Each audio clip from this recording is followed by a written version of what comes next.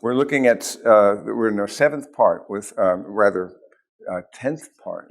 What part is this? 11. Isn't this part 11 out of 12? Golly, how these things go by. On stop, look, and listen. So this idea of stop is a perfect place for a contemplative retreat. When you think as you go into the woods, it's a time for you, as you're journeying or hiking or whatever, stop and look and listen to what God's done. So as you know, what's that doing? There are 4 of each, and we looked at solitude and silence, contemplatives in action, attention to the journey, which means practicing its presence, and then also attention to the story, which is the 4 acts. We've done that. And again, these are all on the YouTube channel, Reflections Ministries, and you can access them easily that way. Look to see, train yourself to see what others miss. Cultivate wonder, curiosity, and submission, because not everybody has them. Everyone has beauty, but not everybody has wonder. And then the next question is, are they curious? And then of that, a smaller number will submit to the mystery in which they're enveloped. But you want to be one that you choose to do that. And recalibrating your life, of course, is, I gave an overview of the book. It's not a bad name for a title for a book. Oh, there it is. And then fixing our eyes on home. And so the idea of cultivating an appetite so that you become more and more longing for home, become more world-weary and more homesick. And on that point, this was the first group I presented this to, right? And then Lewis, here's what I've done. You haven't seen this yet. So our desire is really, essentially, it ought to be to move in this direction, up that way. That would be an ideal thing for us, pathway. But I see what you have here, Lewis, how you influence me? I put children about in the center. They're about midway, because there's a quality, but when they go through their innocence to experience, and the songs of innocence, actually I threw it in there, William Blake, the Lamb, and then the songs of experience, the tiger, and the experience and the palpable pains of life. Did he who make the Lamb make thee? And so when we get experience in this world, then we become trying to survive and to fix our way, to make our pathway on our own, and we can miss out on the transcendent. So as we move up in this direction, hoping in the now to hoping in the not, that'd be kind of an ideal pattern. We want to go from this lower left quadrant, because there are 4 quadrants. Want to move from here to the upper right quadrant. How many people do it? And they'll have different arcs by which they will do that. Some will this way, some that way, and some in other ways. But at the end of the day, the things that would tether us are the worries of the world, the deceitfulness of riches, and the desires for other things. And it chokes the word, and it makes it unfruitful. So that's really this desire I have for us to become. By the way, a person who understands childlikeness. Remember, going from being childish to being childlike, where they have the wonder of a child. A person who attains childlikeness cannot be bored. They begin to realize that we're at play in the fields of the Lord.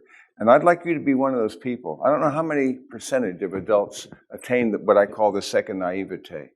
But it would be healthy for you to do, as come to faith and to trust him as a little child would. It's the simplicity. And there's a naivete, yet there's also a wisdom that you bring as an adult. So you combine the best of both. That's really the vision I had. So you were the first to see these things. I pick up and left. And I cannot resist one other thing, because it's propping. It's important. So that it's the 3 questions here. Have you been doing this? And did you all got this little thing? Have you tried this yet? I would like you to really use that as an amplifier, because every time I ask this question, and then this one also, very helpful, because it really clarifies who is the one I am speaking with, who is the one who is in me, and I am in him, and amplifying that understanding and other ways. So these are the things that you received, and Dennis sent to you. So please do practice them. Any of you try it on an hourly basis to set your alarm? Any of you try that? Is there not yet one man who is? You good? And Chuck, you're the guy. Why didn't the rest of you do that? Was it too hard to set your alarm to try it out? Or just saying. Now I'm going to browbeat you into misery, which is not my intention. Yeah. Well, I don't mean in the middle of the night. Come on, let's be reasonable here. Listening to the prompts of the Spirit. You know how I like to give you a hard time. Guilt and shame, those are my friends. I can use them with great utility. You see, if one doesn't get you, the other will, you see. What's wrong with you anyway? Hearing the sounds of the creation. Now, so this is part 10, because we're going to be hearing the music of the sub-creation, and then finally listening prayer, and that'll rattle around us out. What do I mean by the sounds of the creation, then? That brings us up to part 10. And I think one of the things, again, is very similar to actually looking and to see what others miss. In other words, look the natural world. I want you to train yourself to have an acuity, not only with the eye, but also with the ear. And it's an interesting thing. You can actually, again, train your acuity to see things, but also to listen and notice the sounds that others miss. It's amazing how we just tune them out. We have an amazing way of filtering out things, and we're not able to see the wonder that's really there. So I thought it'd be fun for me to kind of think about what are the sounds of the creation. And so I created a little playlist for you. I finally figured out a way, this is a big breakthrough for me, where I could, instead of looking around and hunting and pecking and trying to find the videos, you see there are three components to magic. And one of them is prestidigitation. The second one is patter. The third's legerdemain. I'm okay at the first two, but the legerdemain gets missed when I'm looking for stuff, and then you get to look behind the curtain, and then you see the wizard at work with the levers and so forth. So I think I figured out a way of avoiding that, and it's this. You see there they are, all in one place. Playlists. Why didn't I think of that before? Well, playlists. So now all I have to do is work my way through these. You see, instead of hunting and pecking, they're all there. So that was a big breakthrough for me, at least. So at any rate, what do I mean by this? Well, I have a thing called the Merlin Bird ID. So to give you an example of this, and so when it's playing a thing,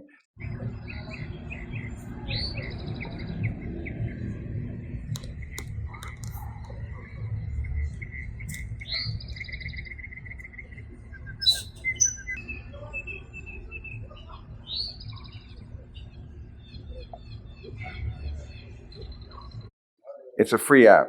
So the Merlin Bird ID. Why do I have that? Because I have, just as for the same reason, I have another thing called Picture This. So it's things that I see in nature. And every so often I'll see something, I want to know what it is. And then you learn about it. And so by doing that, you become a student of nature. And you become a person who then is a student of that which God uses to bring us into his presence. And this is really important for us. And so when I go back just for a moment, when I've talked about the 5 spheres of excellence, here a little bit later when I talk about the spiritual and the moral and the relational, there's a component a little bit later I want to show you here. It's the world on the one hand, and it's the word on the other. Remember we've talked about this before? And that's why I've now become very huge on this side, because I think this is clearly, as I see it, an outside-in experience. When you're outside and you're exposing yourself to God's world, it's an outside experience where your senses from the outside in bring you to the purposes of God, that he glorifies himself and he uses his creation to create words, and they speak eloquently. And although the stars are silenced, yet their silence is eloquent as they communicate the glory of God. And you have to train yourself to be able to see and hear. Again, as I've said it before, that God has created this wonder, this world, even though fallen, and in such a way that everything in it points beyond itself to spiritual and moral truths for those who have the eyes to see and the ears to hear. They're there. Most people goes right over their head. They don't hear it. I would like you to be one who catches more and more of it. And the more you catch, the more the outside in brings you, and almost in a sacramental way, into the presence of God. The visible points beyond itself to the unseen, you see, and it tells you truths. What can you learn from this architecture that you're visibly seeing? What can you learn from the architecture of what you're hearing as well? So that's why that's such a huge thing for me, and why the Word, though, is also equally huge, because of the manifestation of the inside out, where the Word became flesh. And so they reciprocally affect one another in that manner. So the more we have an acuity to do this, I think the better off we'll be. Let me just give you this video here.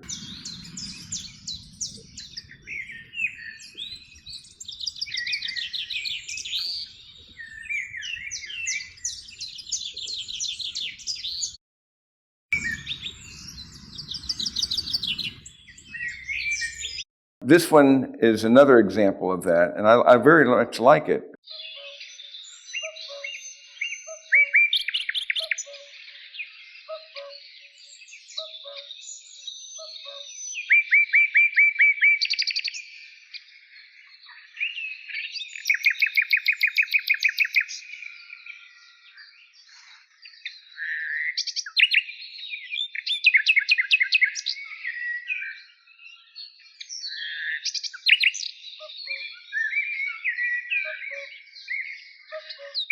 Here, this one may be better. Let me try.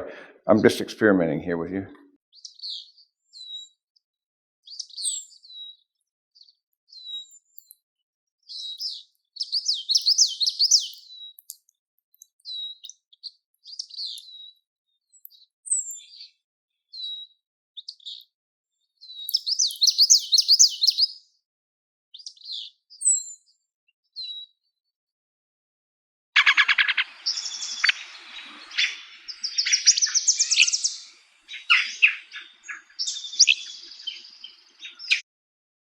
And to look at these videos, you see, to see them and to enjoy them, and I greatly appreciate that. Get rid of that. This one though is particularly good, because this will give you a real clear picture of a bird we've all heard, but actually you see and watch his workmanship, and how he makes these extraordinary sounds. It's absolutely fascinating.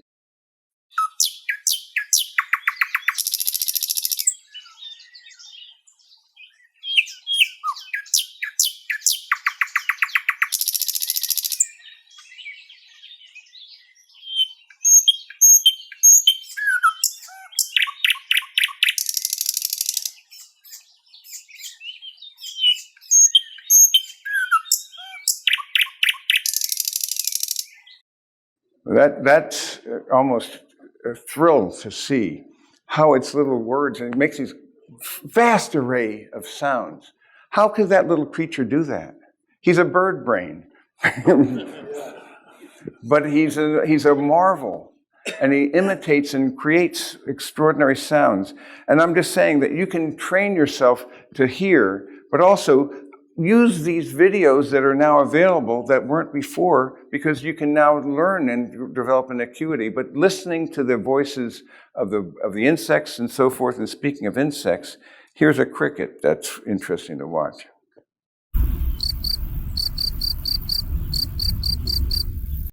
Or this one.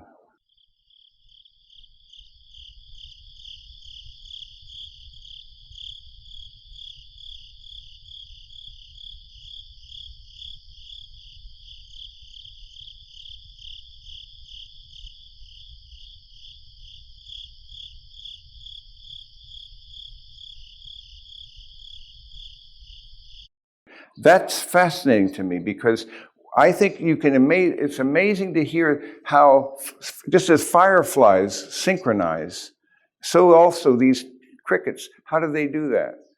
And again, you're talking about things, epigenetic information, that can't be just suddenly, it can't just gradually develop. It's a sudden appearance of this incredible complexity of behavior and group behavior as well. Here's the loudest insect there is.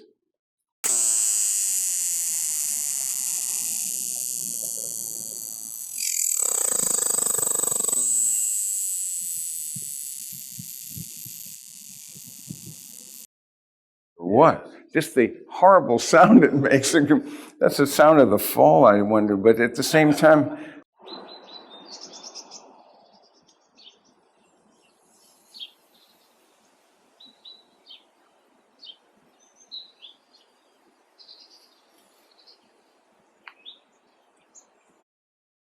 kind of experience for a person to have. So that's a lovely thing to do. Anyway, that's an interesting little one. But there's a whole array of these forest sounds. That's a nice video as well. And then this one here is there's a noise machine. I have a white noise generator, and it creates different sounds. That's one of them. Why is that a pleasant sound to hear? There's something about that. There's an ongoing. It's like a fire. You hear the crackling of a fire and the sound of that, as well as the visual. God apportioned things in this way. I love the same with the ocean sound. How many times does the scripture speak about the thunder of God? You see, it's an interesting idea that it's the same thing here.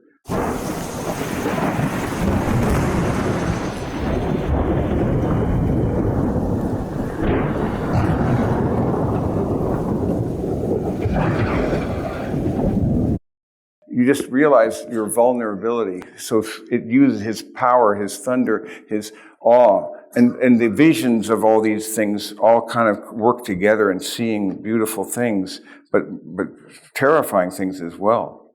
Marvels. It's a humbling thing to see, yeah, because you realize you don't have any power at all. And this is a lovely video again.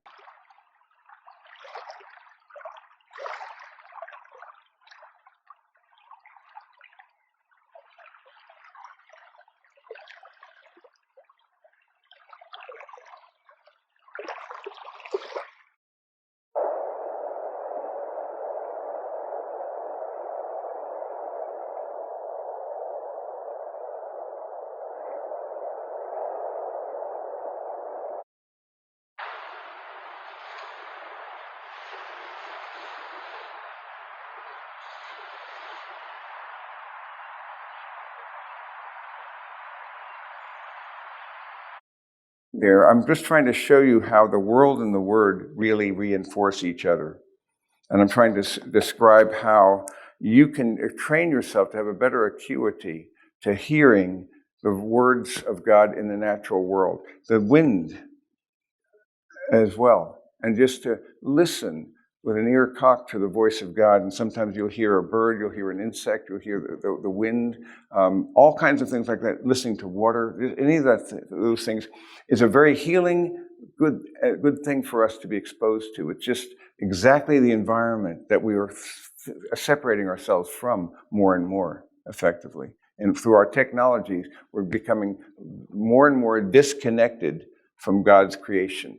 And as a consequence, if anything, we need to train ourselves to have an acuity that David, as a shepherd, would have had because it was his natural thing to be actually involved in that, or a farmer who works hard and so forth. And that's a thing that's becoming diminished. And so our connection to the creation has to be increasingly intentional rather than random. You see what I'm saying? We've created carapaces around ourselves, thick carapaces that now control time. And so with the invention of the electric light and so forth, it's changed the rules, and so now we're slaves of the clock. The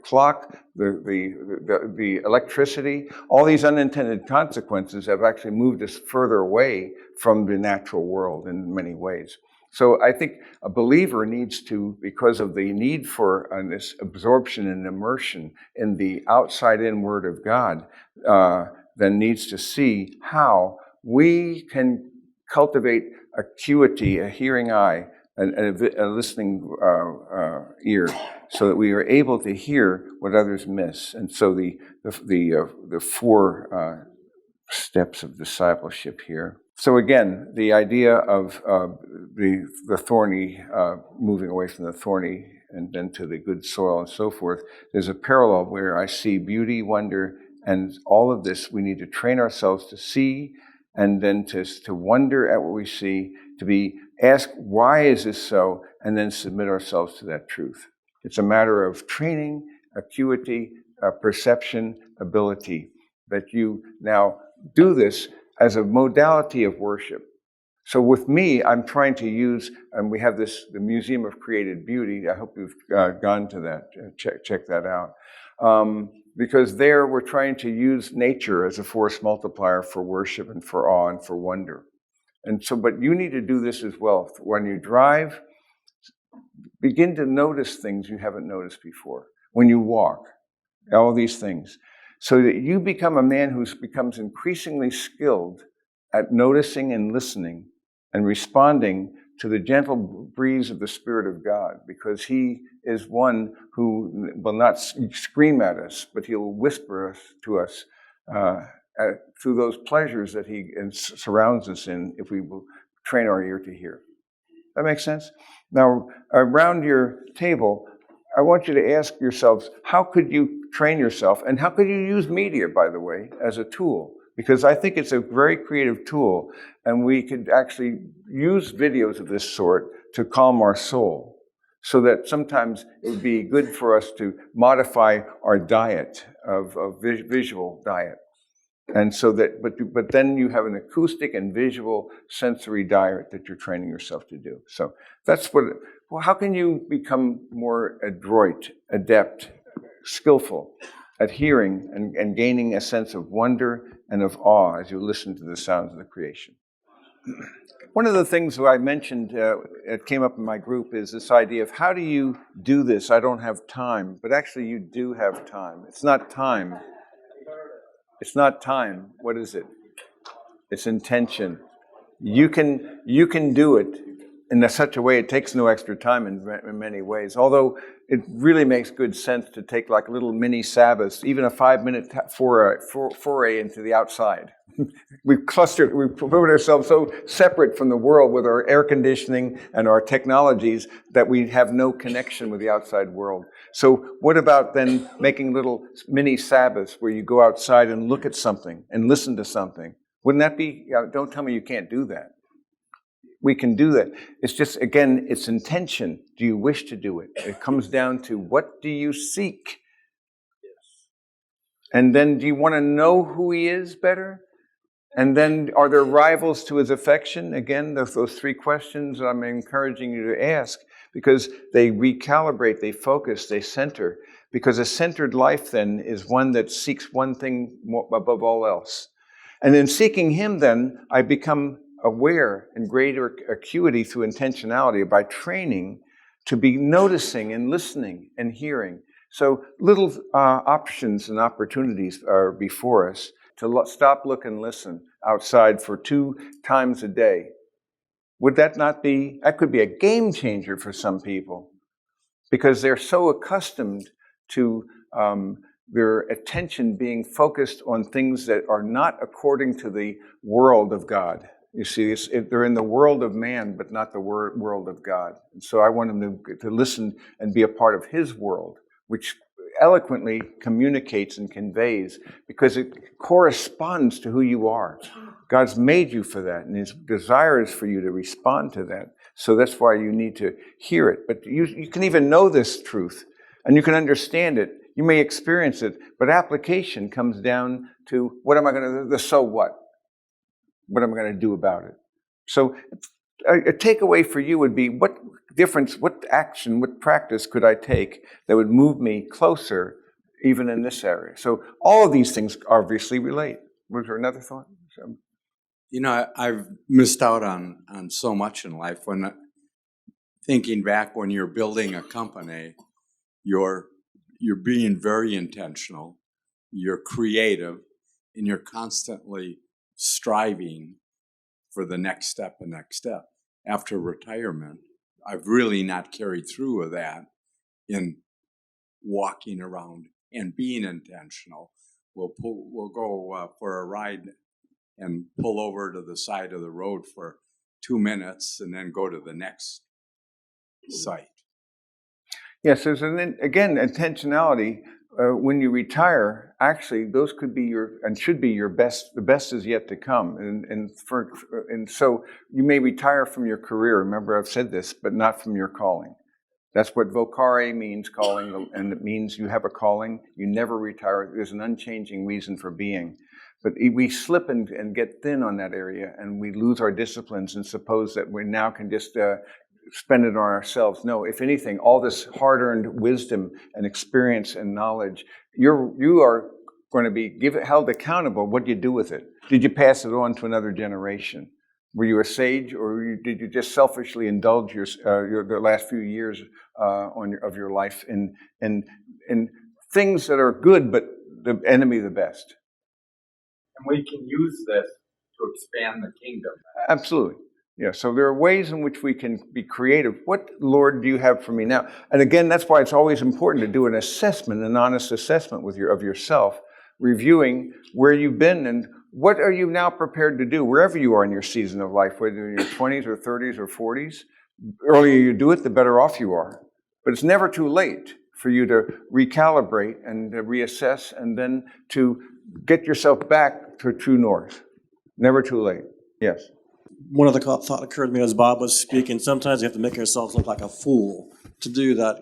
I was a biology study in school, and there's a frog called a oak toad, and it makes this bird sound when it's raining. So I was driving down the turnpike in Florida, and I could roll down the windows during rain. I could hear the oak toads out there, and I was looking for one. So I literally, my passenger was with me. Well, I spent half an hour in the rain looking for this stupid toad. So sometimes, he's like, "What are you doing?" Sometimes you have to look like a fool to appreciate what God's created. Yeah.